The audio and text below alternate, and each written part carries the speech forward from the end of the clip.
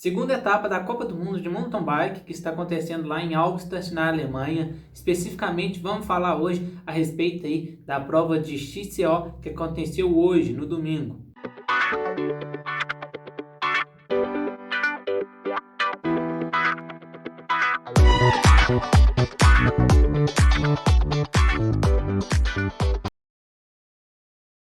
Fala entusiastas, eu sou Leonardo Silva, assim como vocês, um grande entusiasta da bike, e nesse vídeo eu vim falar a respeito aqui da prova de XCO, principalmente a respeito da prova do masculino, os principais resultados e o que a gente observou aí, né, de movimentação. Sem demorar muito, né, para ir já direto ao ponto, foram 6 voltas no circuito lá de Albstadt, na Alemanha, um circuito que é marcado por uma presença de 2 grandes subidas, né, e alguns trechos ali mais específicos, alguns trechos mais de trilho, mas nada muito técnico e nada muito fora do padrão, tá?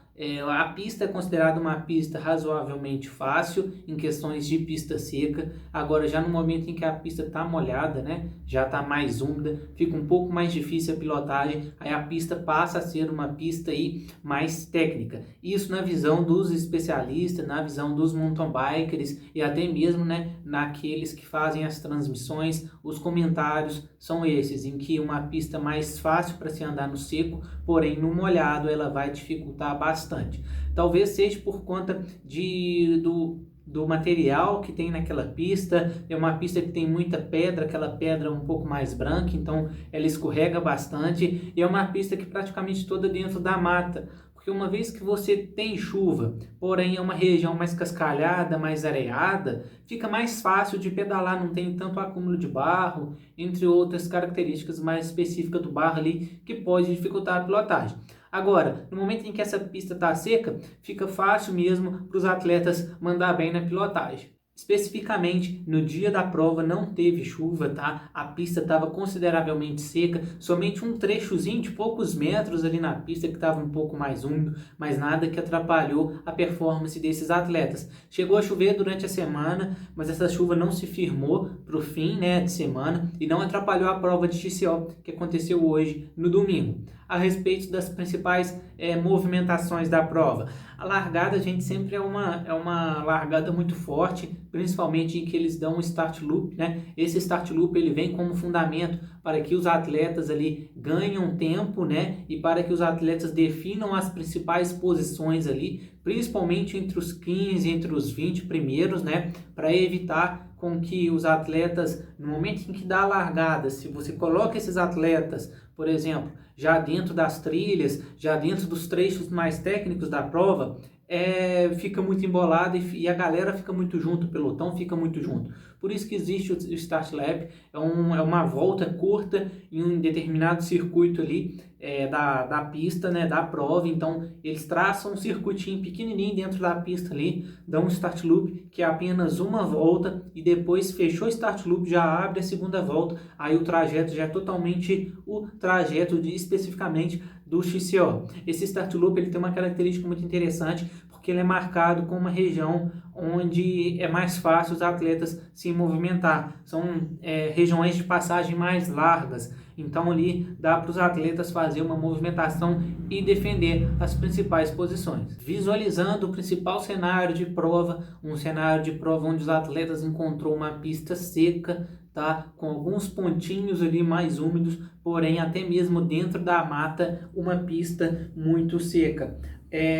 A primeira volta ela se marca aí, né, por uma volta, bem dizer, junto com o Start Lap, bem tranquila, nada de muita movimentação, tá? Porém, a gente observa ali, né, a presença de Henrique Avancini e Nino Schurter nas primeiras posições. Isso mesmo, Avancini e Nino Schurter ali brigando pelas primeiras posições, mas nada além disso. Um ritmo bem forte, os atletas se mantendo bastante constante ali junto com o pelotão. O que eu observo de interessante nessa pista é que Nino Schurter, mesmo essa pista não tendo trechos tão técnicos, Nino Schurter ainda se sai muito bem e manda aquelas manobras bem legais, né? O cara, em determinado ponto lá da pista, tinha uma descida, onde tinha não era uma rampa necessariamente, mas era praticamente um drop, onde tinha uma parte mais baixa, né? Ele vinha aqui no drop e aqui tinha uma parte mais baixa e eles meio que rampavam. Nino Schurter sempre dando um show. Esse foi a primeira movimentação de Nino, que andou muito forte.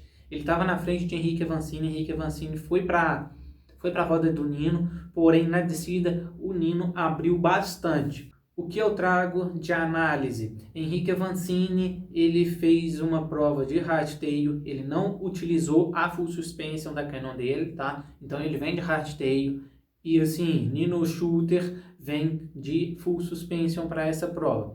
A observação é a seguinte, a full suspension para a descida é bem melhor e manda muito bem, tá? Henrique Avancini também é um atleta que é muito técnico, desce muito rápido, mas o nível de descida, o nível de comparação, quando a gente coloca Nino Schurter e Henrique Avancini, a gente observa ali que o Nino tem uma pilotagem muito mais agressiva na descida. Talvez isso tenha contribuído para a posição do Nino nessa corrida, porque ele desceu muito bem e ele aproveitou a todo momento as oportunidades que ele tinha de sair na frente e de ele dominar o ritmo na descida. Isso é bem interessante. Nino Schurter, ele é um cara muito estratégico, então em determinados momentos ele sabe a hora certa de agir e a hora certa ali de escolher até mesmo uma linha de passagem, por exemplo, né? Na segunda via das linhas de passagem da pista, ele opta em dados momentos ali em passar pela segunda linha e acaba saindo na frente dos atletas, né? Ganhando mais tempo e ganhando um pouco mais de confiança, porque no momento que ele desce na frente, ele tem toda uma leitura de terreno diferente, né? Ele não desce praticamente na roda de outro atleta. Isso pode contribuir para a posição final do atleta no final da prova. A segunda volta é uma volta marcada aí pela presença de Flukiger, pela presença do Nino aí, né? Esses atletas aí juntos andando bastante forte, demonstrando uma presença na prova. A terceira volta, né? A terceira volta é marcada aí pelo ataque de Thomas Pidcock. Ele anda muito forte, ele é um atleta que vem do ciclismo de estrada, tá? Ele é da equipe Ineos Grenadier, é uma equipe que era a antiga equipe da Sky, depois de acho que 2 ou 3 anos para cá, passou para a Ineos Grenadier. Então ele é um atleta de caráter de estrada, porém ele é muito eclético, ele é muito entusiasta da bike, então ele está sempre fazendo algumas opções ali, né? Indo para o ciclocross, voltando para o ciclismo de estrada, vindo para o mountain bike. Demonstrando toda essa expertise dele, né? Ele foi para Tóquio e venceu as Olimpíadas de Tóquio, veio medalha de ouro para Thomas Pidcock. Então aí, né, grande atleta, grande nome, com apenas 22 anos, se não me engano, Thomas Pidcock, então atleta muito novo, andando muito forte. A principal movimentação da prova talvez tenha sido essa na terceira volta. Pidcock dá um ataque em cima de Nino Schurter ali. Nino tenta ir na roda, mas não consegue. Apesar de Nino Schurter ser muito forte, muito explosivo e andar muito bem na descida, não conseguiu acompanhar o Pidcock, então o Pidcock só foi abrindo, abriu 15, abriu 30 segundos, abriu 40 segundos, abriu 50 segundos dos atletas, então assim, andou muito forte e a todo momento que Pidcock tinha a opção de fazer força na subida, ele fazia bastante força na descida, na subida e descia melhor ainda, então a união perfeita, né? Já na quarta volta, a gente observa Pidcock já destacado, andando lá na frente, andando muito forte. É uma volta aí em que o Flukiger fura o pneu traseiro, então infelizmente aí, né, o suíço, que é um piloto muito forte, não tem tanta sorte assim de competir na Austrália, ou melhor, né, de competir lá em Albstadt, na Alemanha. Ele furou o pneu, não conseguiu retomar as posições, né? Mas no finalzinho da prova ainda chegou entre os 15 primeiros, mandando muito bem. Ele fura o pneu traseiro de uma forma assim que não tem como nem pedalar direito, né? Foi bem no aro mesmo, o pneu murchou totalmente, então ele perdeu todo o ar do pneu ali, ficou inviável para ele manter um bom ritmo, né? Então acaba que essa quarta volta é marcada por isso, o Pidcock andando mais destacado, né? Um segundo grupo composto ali por Nino Schurter, Saru e Alan Hartley, né? E o Flukiger andando em um grupo segundo ali, né? Um grupo perseguidor, né? E um outro grupo lá atrás com Vlad Descalu, com outros atletas lá principalmente Henrique Avancini, né? Teve o Colombo também andando nesse grupo perseguidor, então se dividiu aí, né? Em três blocos, né? Um bloco de um atleta que era o Pidcock, em segundo bloco ali, o segundo grupo de atletas, o Nino Schurter, o Saru, né? E o Flukiger, Alan Hartley por ali também. E lá em terceiro bloco, né? Aquele bloco mais perseguidor, Henrique Avancini, o Colombo, outros atletas lá que eu não consegui identificar muito bem, me fugiu o nome aqui agora, sempre na hora do vídeo me foge o nome, e também o Vlad Dascalu. Então os três principais nomes desse grupo que estava com o Henrique Avancini ali, né, é o próprio Henrique Avancini, o Vlad Dascalu e o Colombo. Então a prova aí ela se definiu nesse cenário ali, né, e mais para o fim da prova, aqueles que se destacou, tanto nesse segundo grupo perseguidor de Pidcock, tanto lá naquele terceiro grupo perseguidor, foram os que terminaram praticamente ali entre os 5 primeiros, tá? Então ali, Nino Schurter se destacou bastante, como o Flukiger furou o pneu, ele ficou lá atrás. Do terceiro grupo perseguidor, Avancini deu uma destacadazinha, mas não conseguiu ir na roda do Vlad Dascalu e do Colombo, então ficou um pouco, terminando assim na 9ª colocação,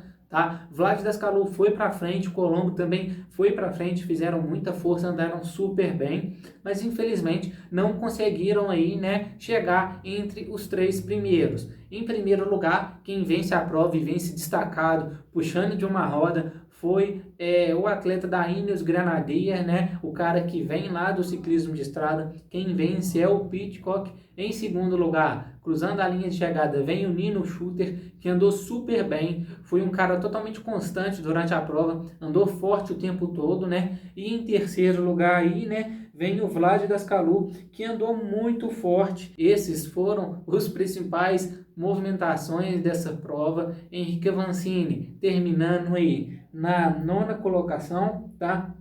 Marcando aí, né, uma posição muito boa nessa prova.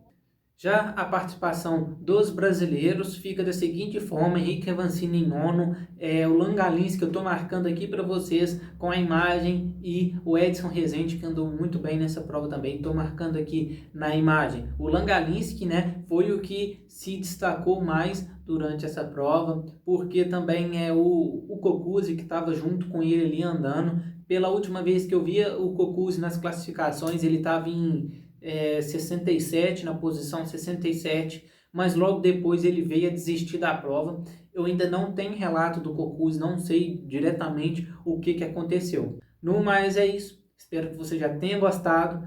Deixa aqui seu gostei, deixa aqui o seu like, comenta aqui no canal, ajuda a gente a crescer, a desenvolver a cada vez mais. Valeu pessoal, forte abraço!